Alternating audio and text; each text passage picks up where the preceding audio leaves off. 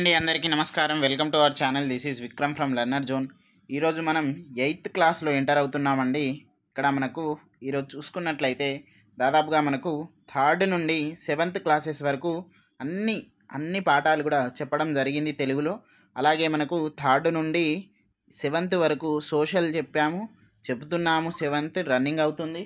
తర్వాత మనం చూసుకున్నట్లయితే 3rd నుండి 7th వరకు మనకు సైన్స్ కూడా రన్నింగ్ అవుతుంది. కాబట్టి మీరు ఒక్కసారి మనకు ప్లేలిస్ట్లో చూసుకున్నట్లయితే మీకు ప్రతి ఒక్కటి కూడా ఉంటుందండి. ఒక్కసారి చెక్ చేయండి. మీకు నచ్చినట్లయితేనే సబ్స్క్రైబ్ చేయండి, మీకు నచ్చినట్లయితేనే లైక్ చేయండి, మీకు నచ్చినట్లయితేనే చూడండి. ఓకేనా అండి? మనము కొత్తగా చూస్తున్నటువంటి మిత్రులకు మన ఛానల్ని సబ్స్క్రైబ్ చేయాలి అని అనుకుంటేనే చెయ్యండి. ఎందుకంటే మీకు నచ్చితేనే మీకు మనసుకు అరే ఇది మనకు ఉపయోగకరంగా ఉంది, ఈ ఛానల్లో ఒక మార్క్ వచ్చేటట్టు ఉంది, ఇదేదో ఈజీ లెర్నింగ్ ఉంది అనుకుంటేనే సబ్స్క్రైబ్ చేయండి. ఓకే అండి, మనం ఇప్పుడు డైరెక్ట్ వెళ్ళిపోదాం. ప్రతి క్లాస్లో కూడా అంటే ప్రతి ఒక్క సబ్జెక్ట్లో మనం ఫస్ట్ లెసన్ స్టార్ట్ చేసినప్పుడు ఇండెక్స్ చెప్తాము, అలాగే విశేష సూచిక అంటాము మనం తెలుగులో. ఇక్కడ మనకు 8th క్లాస్ది తెలుగులో చూసినట్లయితే మనం ఇప్పుడు చెప్పబోయేటువంటి త్యాగనీరతి, దాన్ని రాసినటువంటి రచయిత లేదా కవి మనకు నన్నయ్య. తర్వాత ఇతివృత్తం ఏంటిది అంటే త్యాగ గుణం. తర్వాత మనకు ప్రక్రియ అంటే ఏంటిది, ఇతిహాసం ప్రక్రియకు చెందింది, అంటే ఇది ఇట్లా జరిగింది అని మనం అంటాం కదా, దానికి సంబంధించినటువంటి. ఓకేనా? నెక్స్ట్ మనము ఇవన్నీ కూడా దాదాపుగా మనకు 12 లెసన్స్ ఉంటాయండి. ఇవన్నీ కూడా వితిన్ 2 or 3 డేస్లో మేము కంప్లీట్ చేస్తాం. తర్వాత మనకు జూన్ 1 వరకు జూన్ 1 or 2 దాదాపు మనకు అన్నీ కూడా 7th వరకు సైన్స్, 7th వరకు సోషల్, 8th వరకు తెలుగు, ఈ 3 కూడా కంప్లీట్ చేయడానికి మేము ప్రయత్నిస్తున్నామండి. మీరు ఖచ్చితంగా మాకు సహకరించగలరు. అట్లాగే దీంట్లో ఇంపార్టెంట్గా 6 ఉన్నాయి. 6లో ఎక్కువ స్కోప్ ఉన్నాయి ఖచ్చితంగా చెప్తాము. 3 లేదా 4 లేకపోతే 6కు 6 కూడా చెప్పడానికి ప్రయత్నిస్తాం. ఓకేనా? నెక్స్ట్ మనము చూసుకున్నట్లయితే మనకి ఇక్కడ త్యాగనీరతి, నన్నయ్య గారు రచించినటువంటి త్యాగనీరతి. తర్వాత మనము చదవండి, ఆలోచించండి, చెప్పండి, చూద్దాం. దదీచి మహా తపశ్శాలి. ఓకే, దదీచి మహా తపశ్శాలి. ఇక్కడ దదీచి ఎవరు? చ్యావన మహర్షి పుత్రుడు. ఒకప్పుడు రాక్షసులు దేవతల అస్త్రాలను గుంజుకొండుగా వాటిని దాచిపెట్టమని దదీచికి దేవతలు ఇచ్చిపోయారు. ఏంటిదట? రాక్షసులట దేవతల అస్త్రాలట గుంజుకుంటున్నారట. అప్పుడు ఆ అస్త్రాలను ఎవరు చేశారు అంటే దేవతలు ఎవరికి ఇచ్చారు అంటే దదీచికి ఇచ్చారు. ఎందుకు? దాచిపెట్టమని. కానీ ఎంతకాలమైనా వారు రాకపోయేసరికి దదీచి వారి అస్త్రాలను ఏం చేశారు? నీరుగా మార్చి తాగిండట. మళ్ళీ తర్వాత ఏం చేసిండు? అటు తర్వాత దేవతలు కూడా వచ్చి మా అస్త్రాలు మాకు ఇవ్వమని అప్పుడు అన్నారు. ఆ అస్త్రాలు తమ ఎముకలను పట్టి ఉన్నందువల్ల యోజ్ఞానిలో తన శరీరాన్ని దహించుకొని అస్థికలను తీసుకోమన్నాడు. ఇక్కడ చూడండి, ఇది యోజ్ఞాని అనేటువంటిది ఇంపార్టెంట్. దేంట్లో? యోజ్ఞానిలో తన శరీరాన్ని దహించుకొని అస్థికలను తీసుకోమన్నాడు. అట్లా దదీచి ఎముకల నుండి ఇంద్రుడు ఎవరు? ఇంద్రుని వజ్రాయుధం పొందింది. ఎక్కడ నుండి? దదీచి ఎముకల నుండి వజ్రాయుధం పొందింది. ఓకేనా అండి? నెక్స్ట్ మనము ఇక్కడ చూసుకున్నట్లయితే ఇంపార్టెంట్ పాయింట్స్లలో వెళ్ళిపోదాం. మనం ఓన్లీ ఇంపార్టెంట్ పాయింట్స్ చెప్తాం. ఓన్లీ మనకు ఇంట్రడక్షన్ కూడా చెప్పడం జరుగుతుంది. పూర్వకాలంలో శిబి ఎవరు? మనకు శిబి అంటే ఎవరు? శిబి చక్రవర్తి. ఓకేనా? శిబి చక్రవర్తి భృగుతుంగ పర్వతంపై యజ్ఞం చేశాడు. ఏ పర్వతం అనేది కూడా ఇంపార్టెంట్. అప్పుడు ఇంద్రుడు, అగ్నిదేవుడు శిబి చక్రవర్తి గుణగుణాలను పరీక్షించాలనుకున్నారు. అగ్ని ఏమో పావురంగా మారాడు. అగ్ని పావురం. ఓకేనా? నెక్స్ట్ ఇంద్రుడు డేగా రూపంలో మారాడు. ఇంద్రుడు డేగా రూపంలో మారాడు. మనము ఇక్కడ చూసుకున్నట్లయితే డేగ అంటే ఏంటిది? భయంతో పావురం శిబి చక్రవర్తి వచ్చి శరణు కోరింది. ఇక్కడ మనం చూసుకుంటే ఏంటిది అసలు? మనకు వాళ్ళు అగ్ని ఏమో పావురంగా మారిండు, ఇంద్రుడేమో డేగ రూపంలో మారిండు. ఎందుకు? అతని యొక్క గుణగణాలను పరీక్షించిందా అంటే టెస్ట్ చేద్దామని. అక్కడ నెక్స్ట్ చూసుకున్నట్లయితే డేగ అంటే ఏంటిది? మన పావురంకి భయమే కదా. అప్పుడు పావురం ఎవరి దగ్గర? శిబి చక్రవర్తికి పోయింది. ఎందుకు? కాపాడమని. అక్కడ కాపాడమని కోరినప్పుడు దాని తర్వాత అయ్యేటువంటి స్టోరీయే మనకు లెసన్. మనం పాఠ్యభాగ వివరాలలో వెళ్ళిపోతే ఈ పాఠం ఇతిహాస ప్రక్రియకు చెందింది. ఏ ప్రక్రియ? ఇతిహాస ప్రక్రియకు చెందింది. ఇతిహాసం అంటే ఏంటిది? ఇది ఇట్లా జరిగింది అని అర్థం. ఇతిహాసంలో దేనికి ఎక్కువ ప్రాధాన్యత? కథకు ప్రాధాన్యత ఇస్తారు. దేనికి ఇస్తారు? కథకు ప్రాధాన్యత ఇస్తారు. తర్వాత మనము ఈ కథలు గ్రంథస్థం కాకముందు వాగ్రూపంలో ఉండేది. అంటే ఏంటిది? ఓరల్గా, రిటైన్ కాకముందు ఓరల్గా అనేది ఉండేదట. ఓకేనా? రిటైన్ కాకముందు ఎట్లా ఉండేది? ఓరల్గా ఉండేది. తర్వాత మనకు కొన్ని ఇతిహాసాలు ఇంపార్టెంట్ ఏంటి అంటే భారత రామాయణను ఇతిహాసం అంటారు. అంటే ఏంటిది? భారతం, మహాభారతం అంటాం కదా. నెక్స్ట్ మనకు రామాయణం. ఇవి రెండు కూడా మనకు ఏంటిది? ఇతిహాసం అని అంటాము. తర్వాత ఇక్కడ చూసుకున్నట్లయితే ఈ పాఠాన్ని శ్రీమదాంధ్ర, ఎవరు? శ్రీమదాంధ్ర మహాభారతంలోని అరణ్య పర్వంలోని తృతీయ ఆశ్వాసం నుండి గ్రహించారు. ఇది మీరు గుర్తుపెట్టుకోండి. ఓకే, మనం కవి పరిచయంలో చూసుకున్నట్లయితే ఇక్కడ నన్నయ్య కవి అండి. ఇక్కడ నన్నయ్య గురించి ఇచ్చారు. ఓకేనా? మనం చూద్దాం ఒక్కసారి. గమనించినట్లయితే రాజమహేంద్రవరాన్ని రాజధానిగా పరిపాలించిన రాజరాజ నరేంద్రుని ఆస్థాన కవి నన్నయ్య. ఏంటిదట? రాజమహేంద్రవరాన్ని. ఇది మనకు అక్కడ ఉన్నటువంటి రాజ్యం పేరు అన్నట్టు.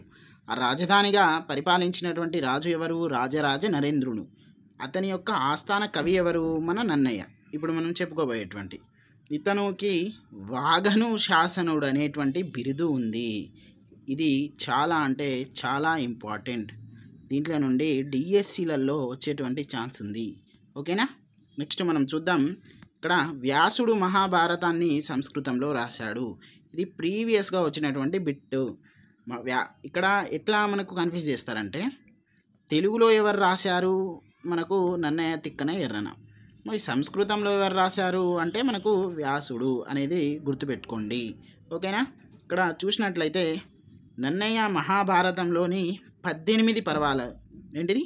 మహాభారతంలో ఎన్ని పర్వాలు ఉంటాయి? 18 పర్వాల్లోని ఆది, సభా పర్వాలు, తర్వాత ఇంకేంటిది? అరణ్య పర్వంలోని 4వ ఆశ్వాసంలో శారదా రాత్రులు అనే పద్యం వరకు తెలుగులోకి అనువాదించాడు. ఇక్కడ మనం చూసుకున్నట్లయితే ఈ 18 పర్వాలలో సంస్కృతంలో ఎవరు రాశారు? మనకు వేదవ్యాసుడు. మళ్ళీ దాన్ని తెలుగులో ఎవరు? ముగ్గురు. ఎవరు? నన్నయ్య, తిక్కన, ఎర్రన. ముగ్గురు కూడా అనువాదించడం జరిగింది. మరి నన్నయ్య ఎన్ని అనువాదించిండంటే 2.5. అంటే ఏంటిది? ఆది ఒకటి, సభ ఒకటి, తర్వాత అరణ్య పర్వంలో సగమే రాసిండు కదా, కాబట్టి 2.5. ఇక్కడ మనకు ఎర్రన అనేది హాఫ్ అనేది ఇతను కంప్లీట్ చేసిండు. అంటే 3 అయిపోయినాయి కదా. ఈ మిగిలినటువంటి వాళ్ళు ఎవరు? తిక్కన పూర్తిగా మిగిలినవన్నీ కూడా అతను రాసిండు. తర్వాత మనము చూసుకున్నట్లయితే ఆంధ్ర శబ్ద చింతామణి అనే తెలుగు వ్యాకరణ గ్రంథాన్ని సంస్కృతంలో రాశాడు. ఎవరు రాసిండ్రు ఆంధ్ర శబ్ద చింతామణి అంటే? నన్నయ్య. ఇది మనకు తెలుగులో వచ్చినటువంటి మొదటి వ్యాకరణ గ్రంథం. ఓకేనా? తన కవిత్వంలో ప్రసన్న కథ కలితార్థయుక్తి. ఏంటిది? ప్రసన్న కథా కలితార్థయుక్తి, అక్షర రమ్యత, నానా రుచిరార్థక సూక్తి నిద్విత్వం. ఏంటిది? నానా రుచి రార్థక సూక్తి నిద్విత్వం అనే లక్షణాలు ఉన్నాయని చెప్పుకున్నాడు. ఇక్కడ మనకు ప్రొనౌన్సియేషన్స్లో కొన్ని మిస్టేక్స్ అటు ఇటు అవుతున్నాయి, కాబట్టి మీరు దాన్ని సరి చేసుకోగలరు. ఓకే అండి, మనం ఇక్కడ నెక్స్ట్ మనం వెళ్ళిపోయినట్లయితే ప్రవేశిక చూద్దాం.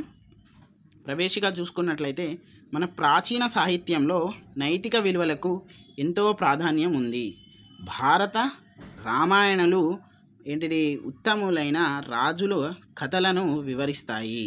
వారిలో శిబి చక్రవర్తి త్యాగగుణానికి తార్కాణంగా నిలుస్తాడు. ఎలా నిలుస్తాడు?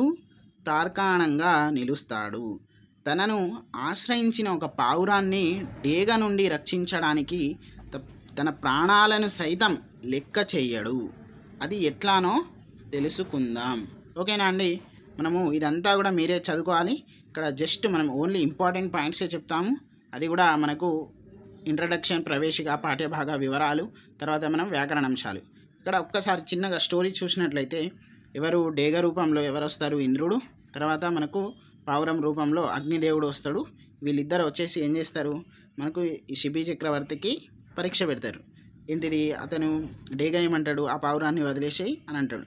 లేదు, నాకు శరణు కోరి వచ్చింది కాబట్టి నేను కాపాడుతాను చూసినట్లయితే ఎవరు డేగా ఏమని అడుగుతుందంటే నీకు మాంసం కావాలి కదా అని శిబి చక్రవర్తి అన్నప్పుడు అవును నేను నా కుటుంబం అంతా బతకాలి కదా నువ్వు ఎందుకు కాపాడుతున్నావు అది మనకు అంటే నాకు ధర్మమే కదా నేను పావురాన్ని అంటే అలాంటి జంతువులను పక్షులను తినే కదా నేను బతికేది అని అన్నప్పుడు సరే అని ఆయన ఏమంటాడు నీకేం కావాలో అని అడుగుతాడు అంటే నీకు ఆ మాంసం తినకపోతే నువ్వు ఉండలేవా అంటే ఉండలేను నాకు ఆ మాంసానికి తగ్గట్టు దాని అంతా నీ చర్మం అంటే నీ దాంట్లో నుండి కోసివ్వు మాంసాన్ని అని అంటాడు డేగా అంటది అప్పుడు ఇతను ఏమంటాడు సరే అని సంతోషించి కోస్తాడు అది ఎంతైనా కూడా ఇది తూకం అనేది మీదికి లేవదు ఇదే పావురమే బరువు ఉన్నది లాస్ట్కి ఏం చేస్తాడు ఈయననే లోపల కూర్చుంటాడు కూర్చున్న తర్వాత వాళ్ళు ఆ పక్షులు రూపం అంటే పావురం డేగా రూపంలో వచ్చినటువంటి ఇంద్రుడు అగ్ని దేవుడు ప్రత్యక్షమైపోతారు ప్రత్యక్షమై ఇక అదంతా కూడా నీకు నిత్యము నువ్వు ఎల్లప్పుడూ కూడా మంచిగా ఉంటావు అని అతనికి ఏం చేస్తారు మనకు ఆశీర్వాదం ఇచ్చేసి వెళ్ళిపోతారు ఇక్కడ చూడండి నీ కీర్తి శాశ్వతంగా ఉంటుందని వెళ్ళిపోయారు ఇది దానికి స్టోరీ కాన్సెప్ట్ మీరు ఒక్కసారి తాత్పర్యం చూస్తేనే చాలు మీరు అది చదవకున్నా కూడా ఏం కాదు ఓకేనా అంటే మనకు టెట్ డిఎస్సి కాబట్టి మనం అట్లా చదివితే ఇనాఫ్ అండి ఎందుకంటే మనం ఏమంటారు మనం క్లాసెస్ అంటే రోజు స్కూల్ వారీగా చెప్తలేం కదా సో అది చూసుకుంటే మనకి ఇక్కడ భాషను గురించి తెలుసుకుందాం లాస్ట్లో చూద్దాం దానికన్నా ముందు మనకి ఇంపార్టెంట్ ఉన్నాయి ఇవన్నీ కూడా మేము నోట్స్ మీకు ఎట్లా రాయాలనేది చూపెడుతున్నాం అంతే దాదాపుగా ఇవన్నీ కూడా మేము ఎక్స్ప్లెయిన్ చేయడం జరిగింది ఓకేనా అండి తర్వాత మనం కొన్ని అర్థాలు చూద్దాం కపోతము అంటే ఏంటిది పావురం అని అర్థం ఓకేనా ధర్మము అంటే ధర్మం హితము అంటే ఏంటిది మేలు లేదా మంచి పరిత్యాగం అంటే సమస్తం వదులుకోవడం శిబి చక్రవర్తి ఏమో చేసిండు మొత్తం కూడా దాంట్లో కూర్చున్నాడు అంటే ఏంది అతనే వదులుకున్నాడు ఆ పావురం కోసం వర్ధిల్లు అంటే అభివృద్ధి లేదా అభివృద్ధి చెందు అని కూడా అంటాము నెక్స్ట్ ఇక్కడ చూసినట్లయితే ఇక్కడ మనకు ఇంకొక అర్థం ఇచ్చారు భుభిక్షితుడు అంటే ఆకలితో ఉన్నవారు ఇట్లా అర్థాలు మనకు టెక్స్ట్ బుక్లోనే ఇవ్వడం జరిగింది మీరు ఒక్కసారి చూసుకున్నట్లయితే మనకి ఈజీగా ఫైండ్ అవుట్ అనేది పదజాల వినియోగంలో ఉంటుందండి తర్వాత మనకు నానార్థాలను గుర్తించు లేక మనకు రాయండి అని ఇస్తారు ఇక్కడ చూస్తున్నట్లయితే మనకు న్యాయంకి నానార్థాలు ధర్మం లేదా పాడి లేదా మనం తీర్పు కూడా అంటాము సంవత్సరం అనేది ఇది మనకు టెక్స్ట్ బుక్లోనే ఇచ్చారు ఓకే దీంట్లో సంవత్సరం అంటే వాన లేదా వర్షం వనం అంటే అడవి లేదా నీరు లేదా మనము జలం అని కూడా అంటాము ఓకే అసి అంటే ఖడ్గము లేదా కత్తి ఇది ప్రీవియస్ టెట్ బిట్ ఓకే ఇది వానది కూడా ప్రీవియస్గా వచ్చినటువంటి బిట్స్ ఓకేనా అండి హితము అంటే లాభము లేదా మేలు ఇప్పుడు భాషను గురించి తెలుసుకుందాం తర్వాత దానిలో ఉన్నటువంటి కొన్ని బిట్స్ ఉన్నాయి చూసినట్లయితే ఈ కింది వాక్యాలను చదవండి అవి ఎటువంటి వాక్యాలను గుర్తించండి ఇవి మనకు వచ్చేటువంటి ఛాన్సెస్ ఉన్నాయి టెట్లో ఓకేనా నెక్స్ట్ చూద్దాం ఇక్కడ దయచేసి వినండి అంటే ఏంటిది ప్రార్థిస్తున్నాడు అన్నట్టు ఓకేనా ఇక్కడ దయచేసి వినండి తర్వాత ఇక్కడ ఉదాహరణ చూద్దాం ఒకసారి లోపలికి రావచ్చు అంటే ఏంటిది అనుమతి అంటే పర్మిషన్ ఇస్తున్నాడు అన్నట్టు అనుమతి అర్థక వాక్యం అన్నట్టు తర్వాత రమ చక్కగా రాయగలదు అంటే ఏంటిది దాని యొక్క సామర్థ్యం ఎబిలిటీని చూపెడుతుంది అన్నట్టు ఓకేనా నెక్స్ట్ మనము ఒక్కసారి చూద్దాం ఇక్కడ ఫస్ట్ 4 3 తర్వాత ఆహా ఎంత బాగుందో అంటే ఏంటిది మనకు ఆశ్చర్యార్థక వాక్యం అంటే 1 తర్వాత అల్లరి చేయవద్దు అంటే ఏంటిది మనకు ఇక్కడ నిషేధి అంటే ఏంటిది నో అని అంటాడు కదా ఇక్కడ మనకు నిషేధార్థక వాక్యం తర్వాత గిరి ఎక్కడున్నావు అంటే ప్రశ్న అడుగుతున్నాడు అంటే ఏంటిది ప్రశ్నార్థక వాక్యం ఇట్లా మీరు గుర్తుపెట్టుకోండి ఓకేనా అండి నెక్స్ట్ మనకు కొన్ని ఇంపార్టెంట్ ఉన్నాయి తర్వాత ఇంద్రాగ్ను అంటే ఇది ఈ పదాలు ఇస్తున్నారు దీనికి విడదీసి రాయండి అని అంటున్నారు ఇంద్రాగ్నులు అంటే ఏంటిది ఇంద్ర ప్లస్ అగ్నులు ఓకేనా అగ్నులు ఇదేంటిది ఇంద్ర ఆ వచ్చింది ఇక్కడ కూడా ఆ వచ్చింది అంటే ఏంటిది మనకు సవర్ణ దీర్ఘ సంధి ఓకేనా అండి సవర్ణ దీర్ఘ సంధి నెక్స్ట్ మనం చూసినట్లయితే త్యాగం ఇదేంటిది త్యాగము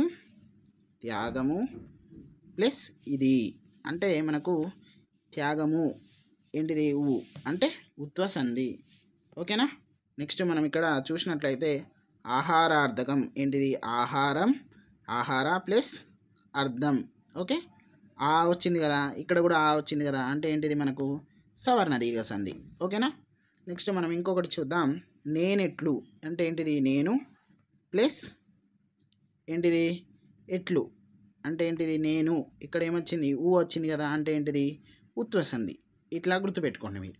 ఇంకొకటి ఏంటిది, శౌర్యార్థి, శౌర్యాది శౌర్యాది అంటే ఏంటిది మనకు, శౌర్య ప్లస్ ఆది అంటే ఏంటి, శౌర్య అంటే ఆ వచ్చింది, ఇక్కడ కూడా ఆ వచ్చింది అంటే ఏంటిది, సవర్ణ దీర్ఘ సంధి. ఓకే అండి, ఇవన్నీ ఈరోజు మనకు ఇది క్లాసు. మీకు కొంచెం ప్రొనౌన్సియేషన్లో ఇక్కడ కఠినమైనటువంటి వాక్యాలు ఉన్నాయి ఈ లెసన్లలో, కాబట్టి కొంచెం అటు ఇటు జరగచ్చు, కాబట్టి మీరు సరి చేసుకోండి. మనకు ఓవరాల్గా కంటెంట్ వస్తే చాలండి. మనకు ఎట్లా ఏంటిది అనేది మీరు పక్కన పెట్టేస్తే మనకు కంటెంట్ అనేది చాలా ఇంపార్టెంట్. కాబట్టి మీరు తప్పక మమ్మల్ని ఆదరిస్తారు, సబ్స్క్రైబ్ చేస్తారు, ఇంకా ఒక 10 మందికి షేర్ చేస్తారు అనే నమ్మకం మీ మీద ఉంది. ఓకే అండి, థ్యాంక్ యూ.